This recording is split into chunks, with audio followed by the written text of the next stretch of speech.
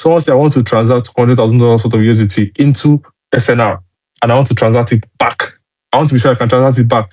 For that pool to actually succeed, what you need is that you need 10 times what is in that pool. So that pool has to be $1 million pool. So that if $100,000 go into that pool, it will come out with at least a slippage of 0.1. So the whole reason why you see that, okay, fine, we actually had to pair with SNR WikiCat was because I needed to first of all protect the peg. And looking at the WikiCat has a tick liquidity of $1 million.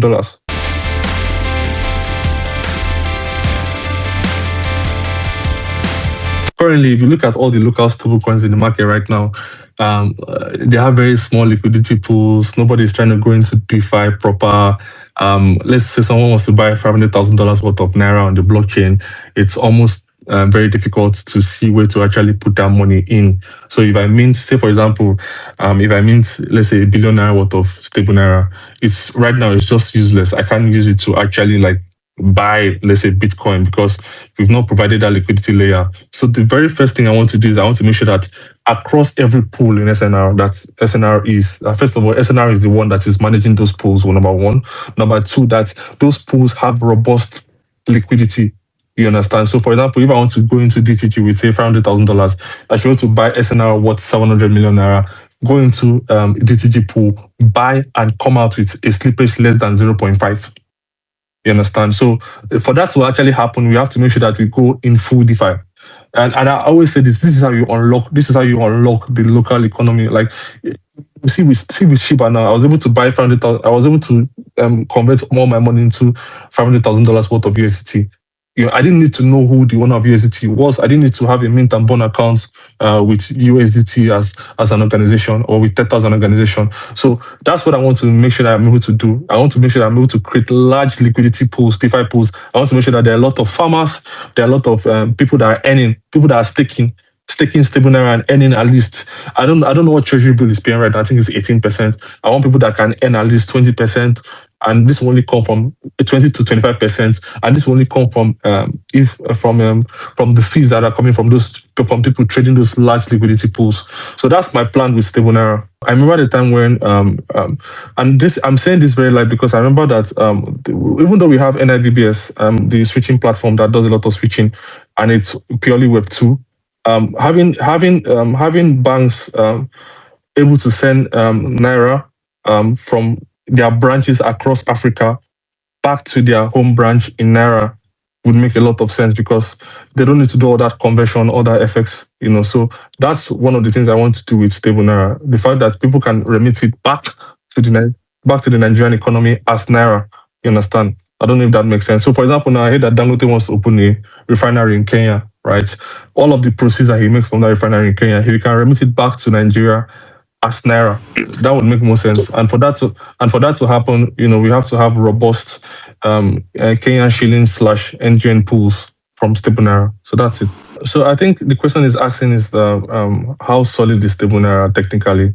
And I would say, number one, that first of all, we have a lot of experience building wallets and building. If you notice, the difference between Penny Remit and Penny Wallet is huge, right? And that's because we've learned from Penny Wallet. And that's why after we finish building Penny Remit, we are going back again to rebuild Penny Wallet, right? And so you will start to see that Penny Wallet would, Penny Remit and Penny Wallet will come to a point where the performance is about the same thing.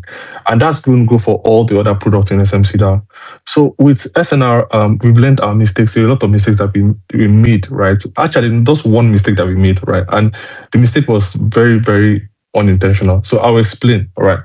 So we've built the contract for SNR a long time ago, let's say like about 2 months ago. And then we built for Base, we built for Ethereum, and we built for BNB Smart Chain.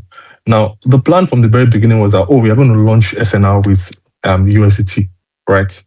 A lot of USDT.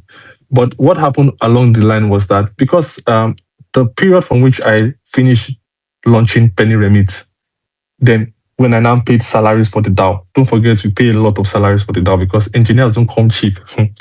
Some of my engineers, what they are earning in a month is not, that's why I don't even like to make noise, right? So, total, this month, we've paid about, say, $31,500 in USDT as salaries, keep in mind, right? And then we just finished launching Penny Remit. So every engineer is getting like a launch bonus. So what happened was that I was very short of USDT liquidity, and I'm not going to sell large amount of WikiCats just because I want to launch a stablecoin. But I needed to launch that stablecoin because already people are using USDT and USDT to transact on Penny Remit, and every time that is happening, in fact, right now the most asked feature is when are we going to be able to deposit Naira into Penny Remit? That's the most asked feature on Penny Remit. Everybody's always asking, I want to be able to deposit my Naira into Penny Remit. So that was the reason why I just said, you know what, I need to launch SNR as quick as possible. So because I didn't have a lot of USDT liquidity and I was not going to sell WikiCats for any reason to fund that liquidity, what I did was that I paired SNR with WikiCat, the very first pool.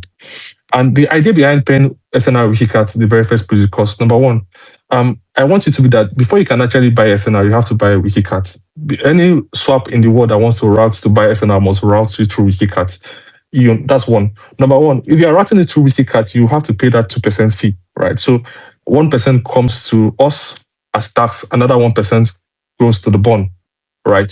So already you can see that we're already getting 1% to fund the pool that we want to launch, the USDT pool that I want to launch. So there's already money that we're going to use to launch the USDT pool, which has to be the largest pool because, trust me, a lot of Nigerians have USDT. The moment you create an SNR USDT pool, you must make sure that you have a lot of USDT to defend that pool. Otherwise, the pair will break.